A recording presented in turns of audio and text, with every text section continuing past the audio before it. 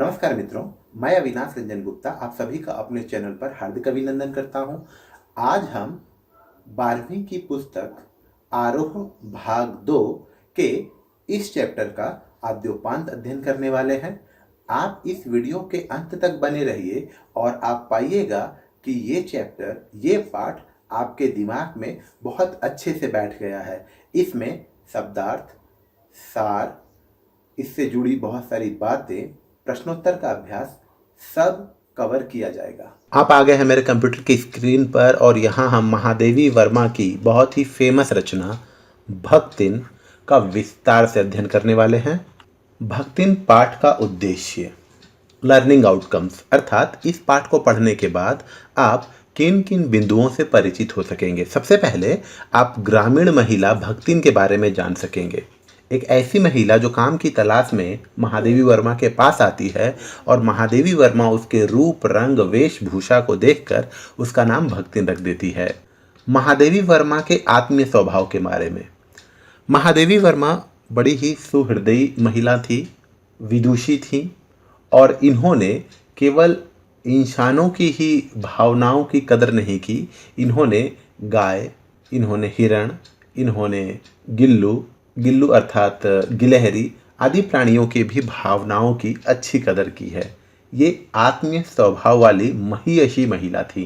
स्त्रियों के अधिकारों के हनन के बारे में, उस समय के दशक में स्त्रियों के अधिकारों का हनन होता था। उन्हें केवल एक ऑब्जेक्ट के रूप में देखा जाता था। उनके अधिकारों को, उनकी भावनाओं की कोई खास कदर नहीं की जाती थी। इस पाठ में हम लोग उसका मूर्त रूप देखेंगे। गांव के लोगों की चालाकियों के बारे में, गांव के लोग समझदार होते हैं लेकिन गांव के लोगों में भी चालाकियां होती हैं। यहाँ आपके लिए समझदारी और चालाकी, इन दोनों में अंतर समझ लेना बहुत जरूरी है। चालाकी व्यक्ति अपने पर्सनल बेनिफिट के लिए करता है, लेकिन समझदारी वो अपने बेनिफिट के साथ साथ दूसरों के बेनिफिट के लिए भी करता है। तो समझदारी सर्वजन हिताय सर्वजन सुखाय होती है, जबकि चालाकी केवल स्वजन सुखाय, केवल अपने लिए ही होती है। मानव जीवन के विविध पहलुओं के बारे में देखिए, एक व्यक्ति को अपने जीवन में बहुत सारी भूमिकाएं निभानी पड़ती हैं। वो कभी बेटा बनता है या कभी बेटी बनती है, बहन बनती है, बुआ बनती है, मौसी बनती है, माँ बनती है, पत्नी बनती है और सास बनती है, दादी बनती है, नानी बनती है। तो तरह तरह की भूमिकाएं उसे अपने पूरे जीवन में निभानी पड़ती है। इसमें हम लोग भक्तिन के जन्म से लेकर उसके जीवन के अंतिम अवस्था तक जानते हैं। इसलिए हम लोगों को एक व्यक्ति के, एक मानव जीवन के विविध पहलुओं के बारे में भी पता चलता है।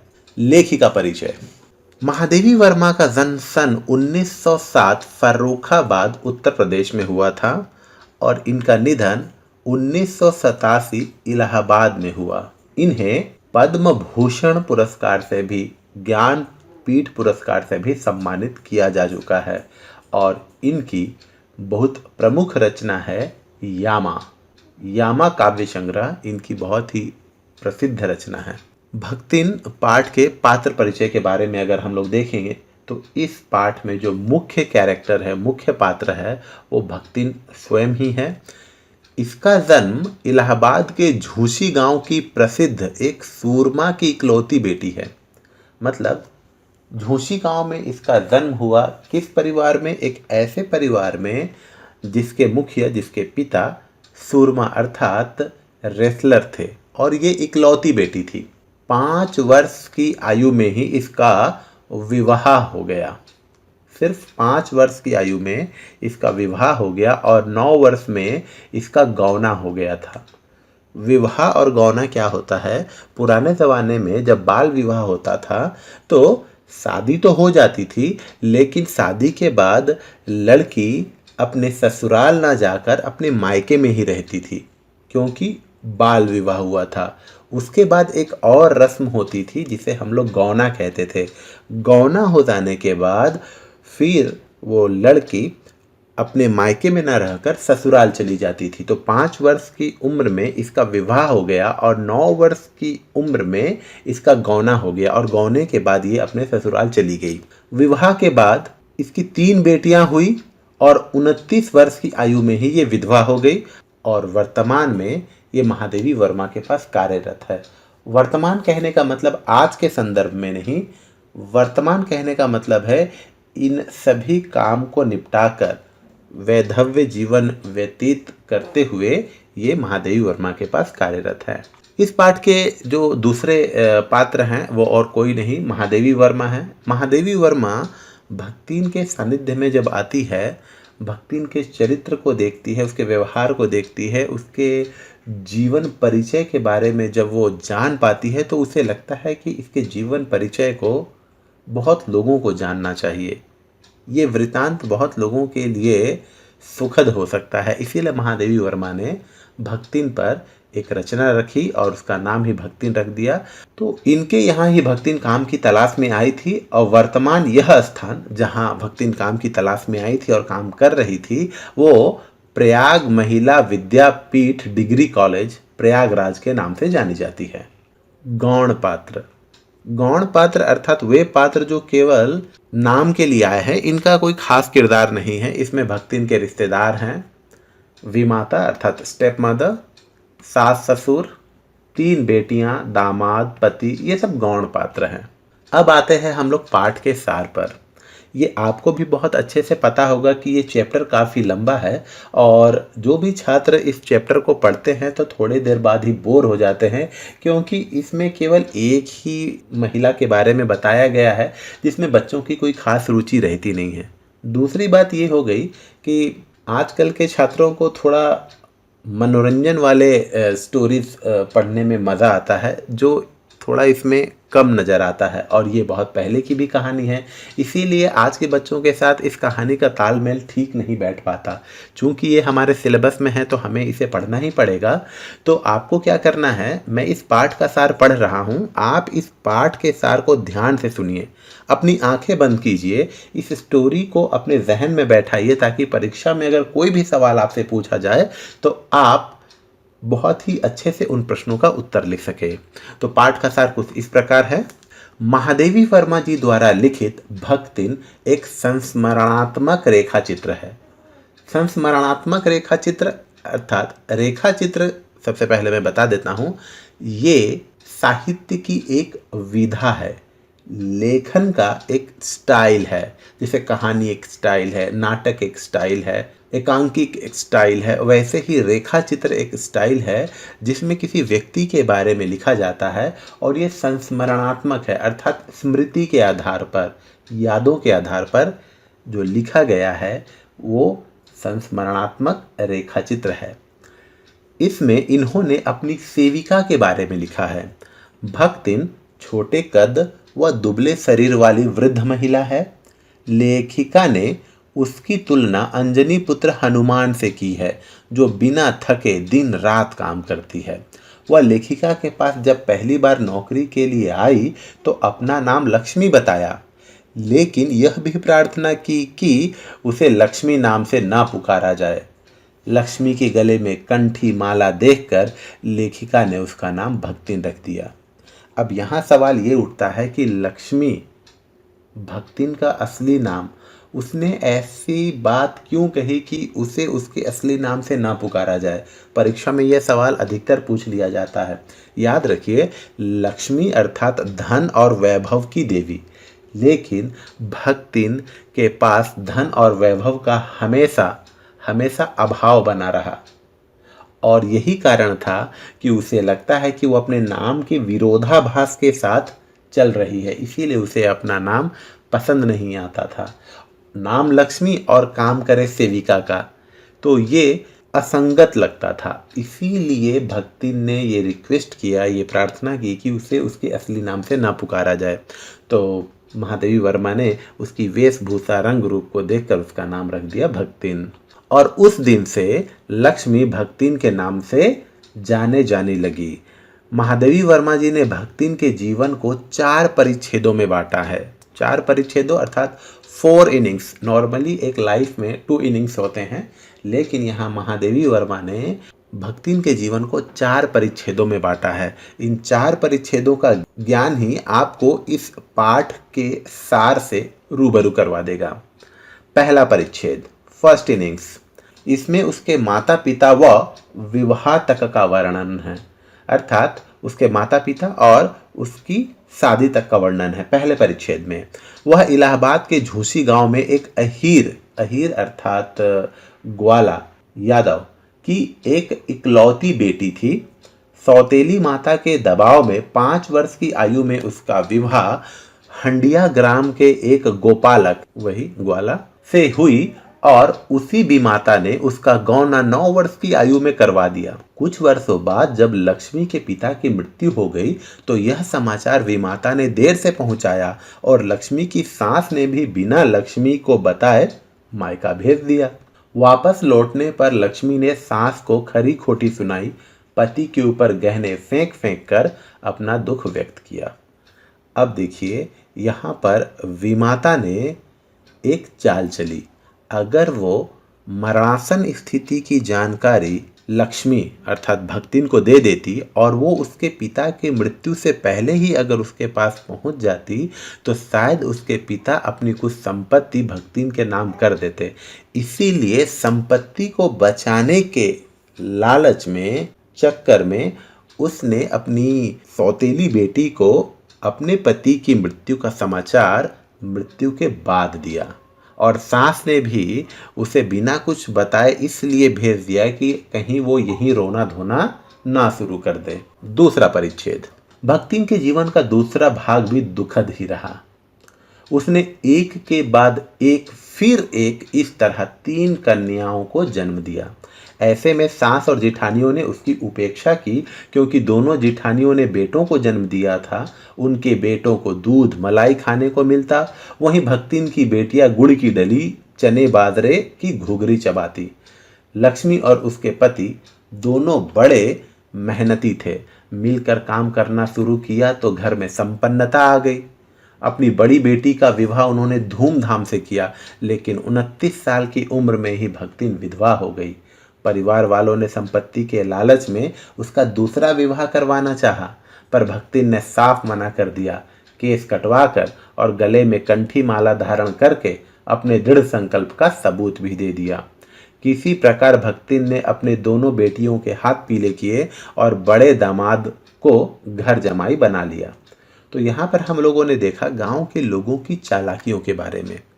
भक्तिन के इन लॉज उसे दूसरी शादी करने का सुझाव दे रहे थे ताकि वो भक्तिन की हिस्से में जो संपत्ति है उस पर कब्जा कर सके।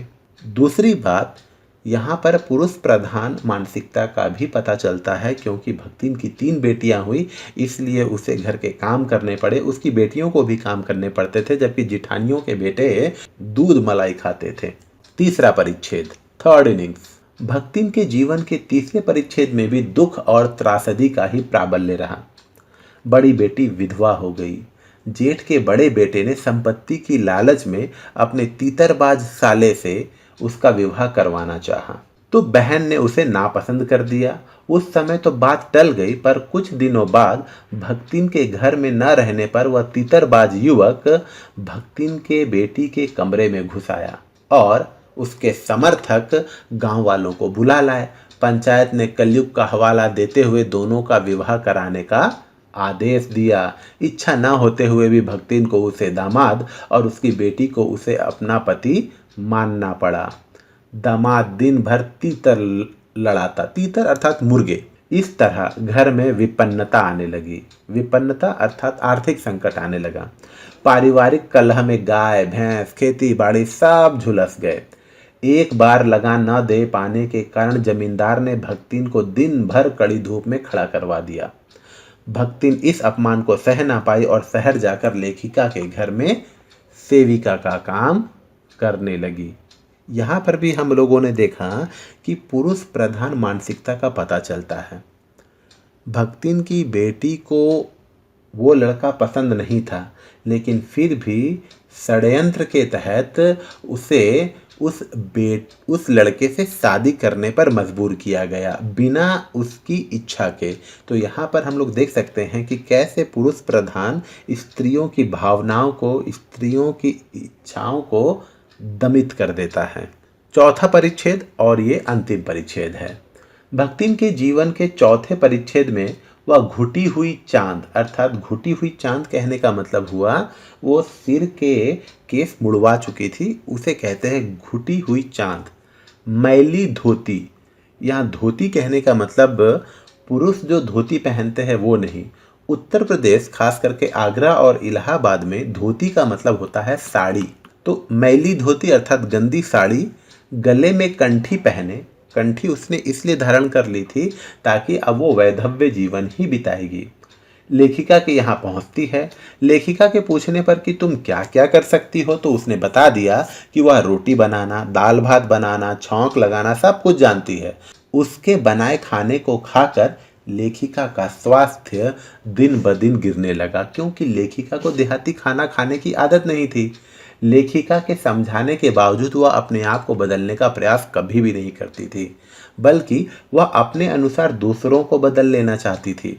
लेखिका के लाख मना करने के बावजूद वह सिर घुटवाती, पढ़ाई लिखाई नहीं करती। यहाँ पढ़ाई लिखाई का संदर्भ इसलिए आया है क्योंकि महादेवी वर्मा कॉलेज में प्रोफेसर थी, वो पढ़ाया करती थी और उसके छात्रावास में जितने लोग काम करते थे, तो महादेवी वर्मा ने कहा कि अब जितने लोग काम कर रहे हैं वो अपना हस्ताक्षर करेंगे और वेतन लेंगे। अंगूठे लगाने की प्रथा को वो निर्मूल कर देना चाहती थी, लेकिन फिर भी इतना कहने के बाद भक्तिन ने पढ़ाई लिखाई नहीं की और कहने लगी कि अगर सब कोई पढ़ने लिखने ही लगेंगे तो घर गृहस्थी कौन देखेगा।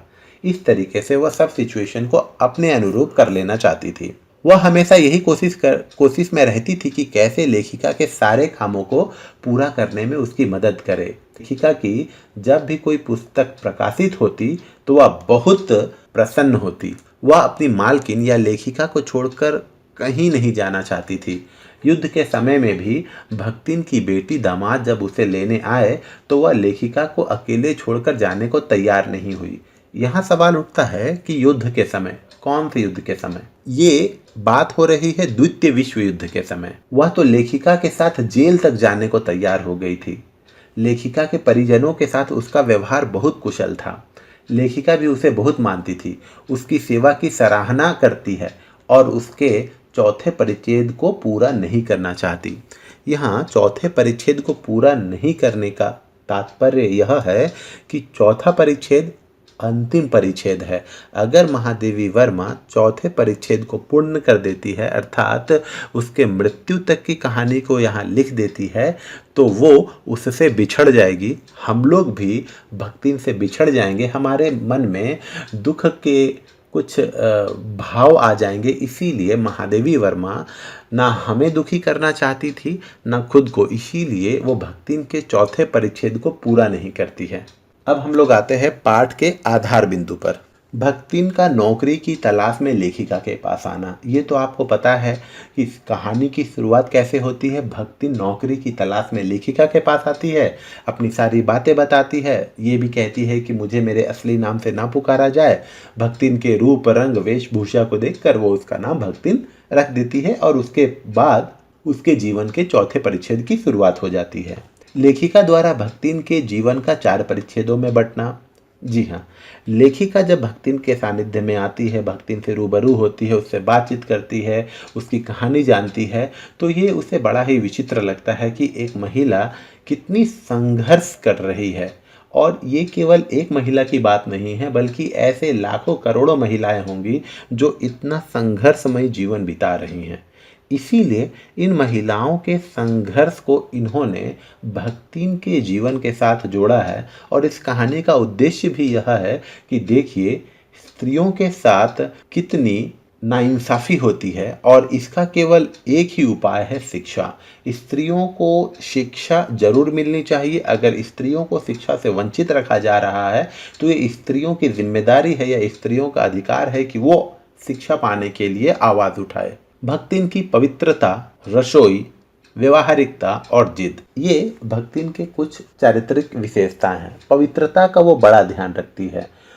वो महादेवी वर्मा के यहाँ काम करती है, लेकिन महादेवी वर्मा को भी रसोई घर में नहीं घुसने देती। वह सुबह उठकर स्नान करती है, खाना बना लेती है, अपने खाने को वो ऊपर ताक पर रख देती है, दूसरों को खिलाती है, पवित्रता का पूरा ख्याल रखती है। जहाँ तक रसोई की बात है तो उसके हाथ का बना खाना महादेवी वर्मा को बिल्कुल पसंद नहीं आता, क्योंकि वो गांव से आई हुई है। गांव के लोगों को मोटी मोटी चित्तीदार रोटियां, दाल भात यही सब ज़्यादा खाने की आदत होती है, क्योंकि गांव के लोगों को कैलोरीज ज़्यादा चाहिए होती है, क्योंकि वो फिजिकल लेबर ज़्यादा करते हैं।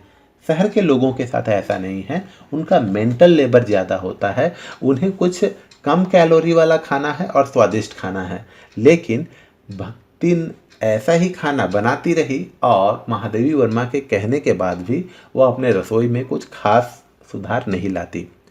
व्यावहारिकता व्यवहारिकता के स्तर पर भक्तिन बहुत ही समझदार है। वो घर में इधर उधर पड़े पैसों को उठाकर भंडार गृह में छुपा देती है और इसे वो चोरी नहीं मानती है। वो कहती है कि अभी मैंने पैसे को संभाल कर रखे हैं। दूसरी बात, जब हर गुरुवार को वो अपने सिर मुड़वाती थी और महादेवी वर्मा के मना करने पर कि ऐसा ना करो, तो वो कहती थी नहीं, ऐसा तो शास्त्रों में लिखा गया है, तीरथ गए मुड़ाए सिर। महादेवी वर्मा पूछती कि किस शास्त्र में लिखा है बताओ, तो वो कहती ये हमको नहीं मालूम। तो ये व्यवहारिकता है। और दूसरी बात, जब ये कहा कि अब यहाँ पर काम करने वाले सभी कर्मचारी हस्ताक्षर करके वेतन लेंगे, तो उन्होंने ये साफ कह दिया कि अब सब कोई पढ़ने लिखने ही लगेगा, तो घर गृहस्थी कौन देखेगा। ये कहकर उस भक्ति ने पढ़ने लिखने से भी अपना पिंड छुटा लिया। और एक और इसमें चारित्रिक विशेषताएं हैं, या इसके गुण हैं या इसका अवगुण है, वो है जिद। ये बहुत जिद्दी हैं। जिद्दी कहने का मतलब है कि ये दूसरे को अपने अनुरूप बना लेना चाहती है, खुद नहीं बदलती। जैसे ये शहर में तो आई, लेकिन कभी भी ये रसगुल्ला नहीं खाई। किसी ने कह दिया कि रसगुल्ला ऐसा होता है वैसा होता है, और फिर जिद के कारण इसने रसगुल्ला कभी नहीं खाया। दूसरी बात, ये महादेवी वर्मा की एक बात को भी पूरी नहीं कर पाई। जैसे महादेवी वर्मा इसे कहती थी कि आए की जगह जी का प्रयोग करो, अर्थात जब तुम्हें कोई बुलाता है तो आए नहीं कहो, जी कहकर संबोधित करो, लेकिन ये भी वो कभी नहीं सीख पाती है। तो ये उसकी जिद ही है। भक्तिन का सेवा भाव और आत्मीयता। महादेवी वर्मा ने ये खुद ही स्वीकार किया है कि भक्तिन सेवा भाव में हनुमान जी से स्पर्धा करती है। भक्तिन लेखिका के सानिध्य में रहना चाहती है, लेखिका के सभी कामों को पूरा करने में उसकी मदद करना चाहती है। भले ही वो पढ़ी लिखी नहीं है, लेकिन जब लेखिका रात को कुछ लिखने बैठती है और रेक में रखे किताबों की तरफ देखती है, तो ये तुरंत खड़ी हो जाती है और बोलती कौन रंग वाली किताब, क्योंकि इसे पढ़ना तो नहीं आता, वो रंग के हिसाब से किताबें उन तक पहुंचाती है। ये है सेवा भाव। शरबत ला कर देना, चाय ला कर देना। और ये लेखिका से बाद में सोती थी और सुबह उठकर फिर अपने काम में लग जाती थी। ऐसी सेवा भाव भक्ति में हम लोगों को देखने को मिलती है।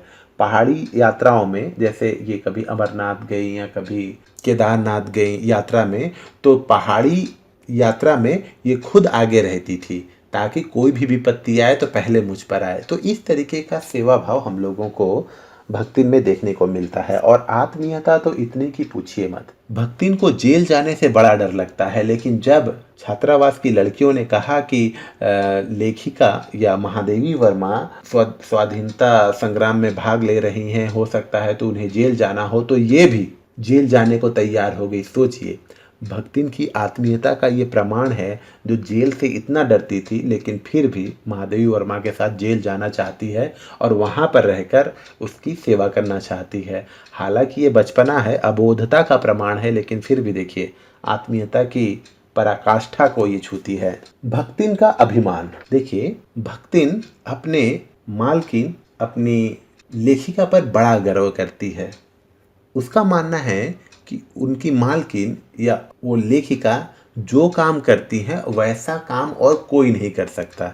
इसीलिए उसे आंतरिक खुशी होती है कि मैं एक ऐसी महिला की सेवा में कार्यरत हूँ जो बड़ी ही मेधावी है, महियशी है, विदुषी है, और वो जैसा काम करती है वैसा कोई और काम नहीं कर सकता। और जब भी लेखिका की या महादेवी वर्मा की कोई पुस्तक प्रकाशित होती तो वो उसे छूती और उसमें अपना अंश, उसमें अपना क्रेडिट, उसमें अपना योगदान तलाशती कि इस पुस्तक के प्रकाशित होने में मेरा भी कुछ योगदान है। तो ये भक्तिन का अभिमान था। और भक्तिन का लोक व्यवहार, जनरल कंडक्ट बड़ा ही अच्छा था। वो कुत्ते, बिल्लियों, हिरन, गाय, जो महादेवी वर्मा के मेरा परिवार के नाम से जाने जाते हैं, उनका भी बड़ा ख्याल रखती थी। छात्रावास की जो लड़कियां थी उनका भी बड़ा ख्याल रखती थी। लेखिका के परिजनों के साथ, रिलेटिव के साथ उनका बहुत ही अच्छा व्यवहार था, कुशल व्यवहार था। सबके साथ वो अच्छा व्यवहार करती थी। इस तरीके से हम लोग देखते हैं कि भक्तिन का लोक व्यवहार वाला पक्ष भी बहुत अच्छा था। अब हम लोग आ जाते हैं भक्तिन पाठ से प्रश्नावली पर। भक्तिन अपना वास्तविक नाम लोगों से क्यों छुपाती थी? भक्तिन को यह नाम किसने और क्यों दिया होगा? देखिए, भक्तिन का वास्तविक नाम तो लक्ष्मी था और वो अपना वास्तविक नाम लोगों से इसलिए छुपाती थी क्योंकि उसका नाम लक्ष्मी है।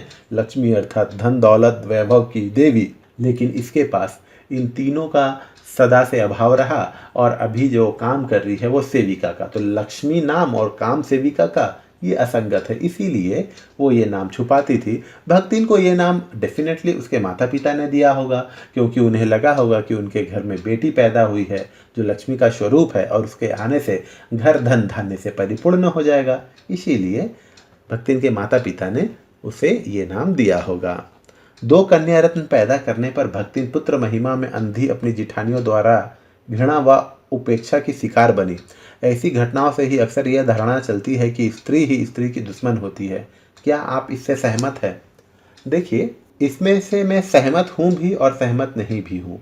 ये प्योरली मानसिकता पर डिपेंड करता है। अगर किसी महिला ने 2 कन्याओं को जन्म दे दिया और उसी परिवार के और महिला ने पुत्रों को जन्म दिया, तो इसमें भेदभाव की भावना नहीं आनी चाहिए, बल्कि इसमें संतुलन की भावना आनी चाहिए कि हाँ, 2 भाई है तो 2 बहन है, तो ये संतुलन है, बराबर हो गया। लेकिन अगर आप ये सोचकर गर्वान्वित महसूस करने लगे कि मैंने पुत्रों को जन्म दिया है और उसने इस लड़कियों को, तो ये गलत है। एक्चुअली ये मानसिकता, पढ़ाई लिखाई, सोच, ग्लोबल थिंकिंग होने से ही होती है और गांव के लोगों में ऐसा नहीं देखने को मिलता है।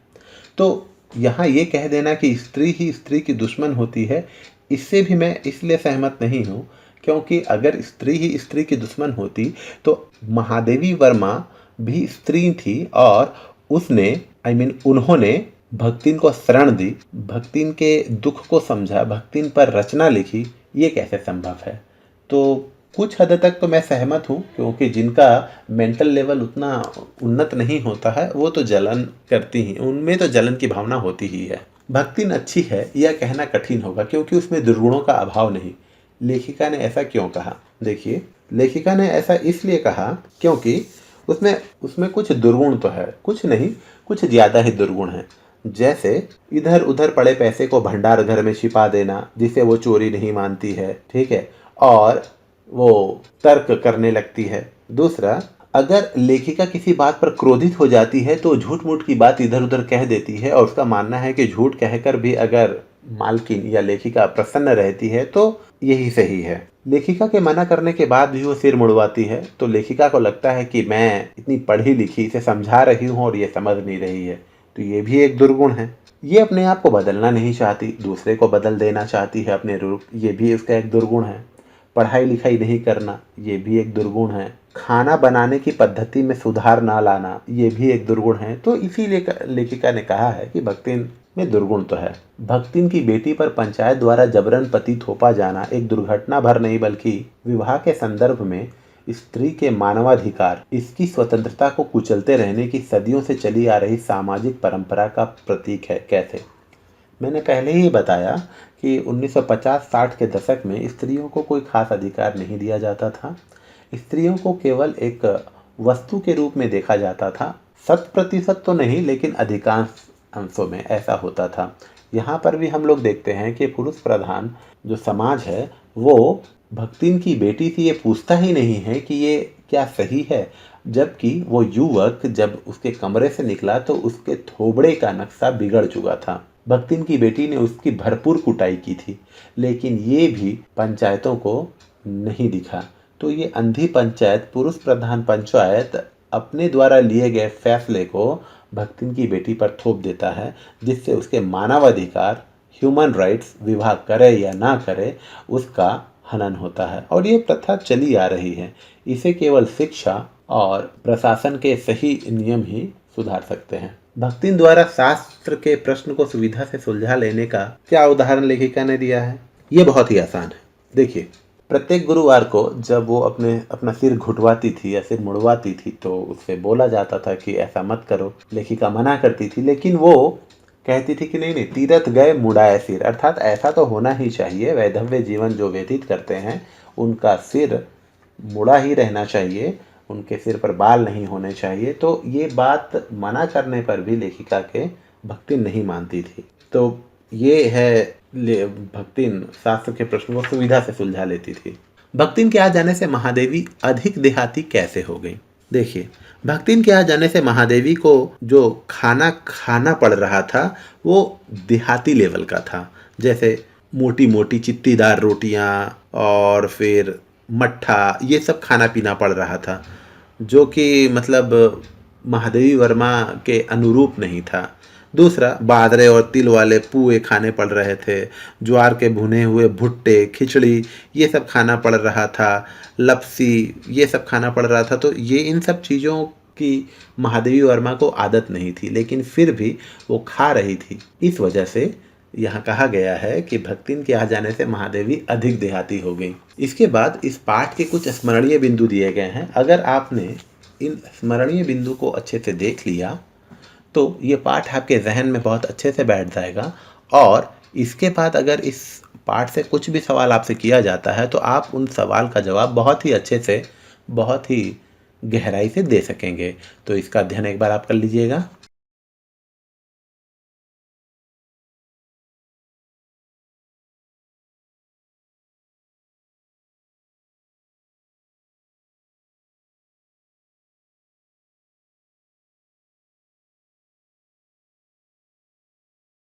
उम्मीद करता हूँ आपको ये वीडियो अच्छा लगा होगा।